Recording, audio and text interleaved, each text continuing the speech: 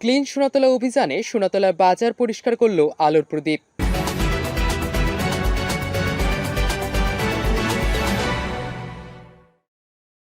Centre for research and information CRI young বাংলার keep your environment clean and liveable ক্যাম্পেইনের অংশ হিসেবে শুক্রবার ২৬ এপ্রিল বগুড়ার সোনাতলায় স্থানীয় সামাজিক সংগঠন আলোর প্রদীপের ব্যবস্থাপনায় জনসচেতনতামূলক পরিষ্কার পরিচ্ছন্নতা অভিযান ক্লিন সোনাতলা পরিচালনা করা হয়েছে। ওই দিন সকালে সোনাতলা পৌর সদরের বড় বাজারে এই অভিযান পরিচালিত হয়।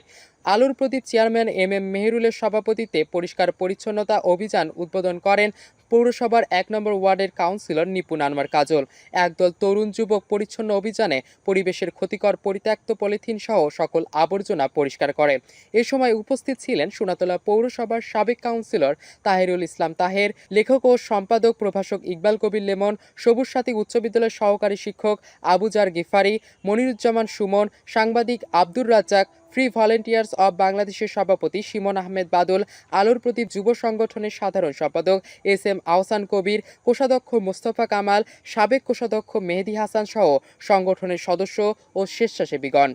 পরিষ্কার পরিচ্ছন্নতা অভিযান শেষে অংশগ্রহণকারী সকলেই নিজেদের চারপাশ পরিষ্কার পরিচ্ছন্ন রাখার শপথ গ্রহণ করেন। শপথ বাক্য পাঠ করান লেখক ও সম্পাদক প্রভাষক ইকবাল কবির লেমন। পরে উপজেলা পাট অধিদপ্তরের সহকারী পাট উন্নয়ন কর্মকর্তা মিঠু সাহার নেতৃত্বে স্থানীয় বাজারে পলিব্যাগ নিরোধে পাটের ব্যাগ ব্যবহারে সচেতনতামূলক প্রচারপত্র বিলি করা হয় এবং সবাইকে সচেতন থাকতে অনুরোধ জানানো হয়। সবশেষে পরিষ্কার পরিচ্ছন্নতা অভিযানে অংশগ্রহণকারীদের মাঝে পরিবেশ বান্ধব নিম গাছের চারা বিতরণ করা হয়।